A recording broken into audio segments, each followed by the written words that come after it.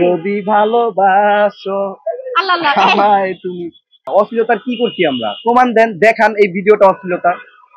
নামে যে মেয়েটি আপনাকে জুতার হিল দিয়ে মেরে মাথা ফাটিয়ে ফেলেছে, সন্ত্রাসী মেয়ে, সেই মেয়েটির সাথে আসলে আপনার কি সম্পর্ক রয়েছে বা কেন আপনাকে তিনি এভাবে আঘাত করেন? এর মানে এই এর সাথে এর সম্পর্কে কথা বলতে আমি বিরক্ত। এ কে মানে আমি বুঝলাম না। ইতি যদি আজকে এই কাহিনী করতো ঠিক আছে, ও আমার এক্স ওয়াইফ, আমার ওয়াইফের সাথে ডিভোর্স হয়েছে, এটা সারা সবাই জানে, বাংলার ইন্ডাস্ট্রি সবাই জানে।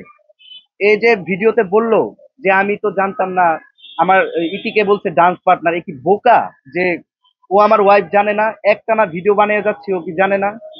আমি সবাইকে বলছি যে ও হচ্ছে আমার এক্স ওয়াইফ ছিল। আরো বলছে 7 লাখ টাকার মামলা, মানে 7 লাখ টাকা হচ্ছে আমার থেকে নাকি পায়, সে আমাকে 7 লাখ। এটা কোনো কথা ভাই? 7,40,000 টাকা উনি আমাকে কেন দিবে? মানে কি কারণে দিবে? আপনার প্রেমে পড়েছে, প্রেমে?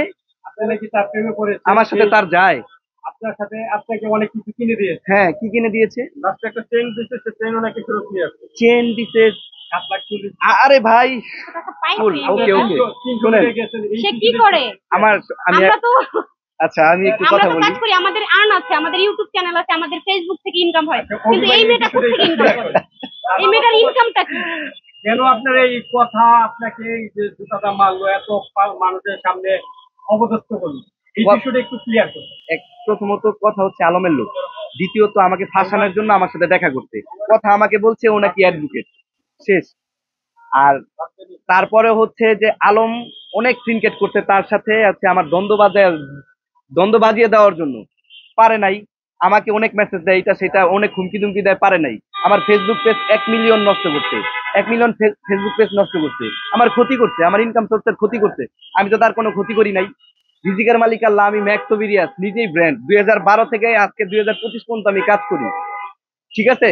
আমার কোনো লাগে না, আজকে চ্যালেঞ্জ যাবো, আমি আরেকটা খুলবো, 10টা গেলে 20টা খুলবো, 20টা গেলে 30টা খুলবো, কোনো সমস্যা নাই, এগুলা নিয়ে আমার কোনো হেডেক নাই।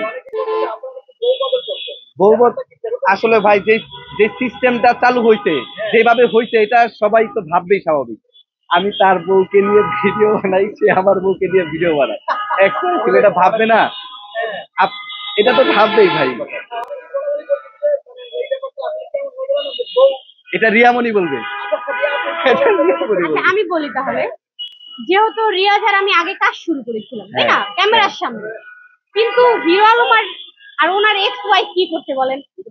আচ্ছা আমরা অ্যাক্টিং করি একটা, এদিকে আসেন। কি acting? যদি ভালোবাসো আল্লাহ আল্লাহ, আমায় তুমি, এটা অনেক ভাইরাল হইছে, শুনেন, এইটার জন্যই চেচ্ছে তারা, বুঝতে পারছেন? এই এই ভিডিওটার জন্যই। হ্যাঁ, আমাদের কন্টেন্টে দেখবেন যে আমরা প্রত্যেকটা কন্টেন্ট ক্যামেরা দিয়ে করি, পাবলিক প্লেসে দিই, ঠিক আছে? কিন্তু তার না না, এটা তো তাহলে এটা তো মনে করেন মিথ্যা কথা, মিথ্যা কথা। এটা প্রশ্ন কি ছিল আপনার জন্য?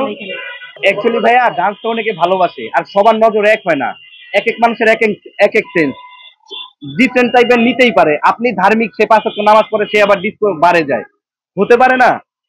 এইটাই। আর অশ্লীলতার কি করছি আমরা? প্রমাণ দেন, দেখান এই ভিডিওটা অশ্লীলতা। সেটার জন্য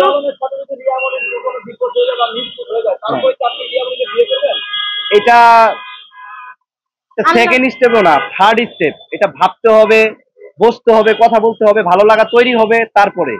উনি শুধু আমার হচ্ছে একজন ডুয়েট পার্টনার, ডান্সের পার্টনার, ঠিক আছে? উনিও খুব ভালো কাজ করে, ওনার সাথে আমার খুব ভালো যায়।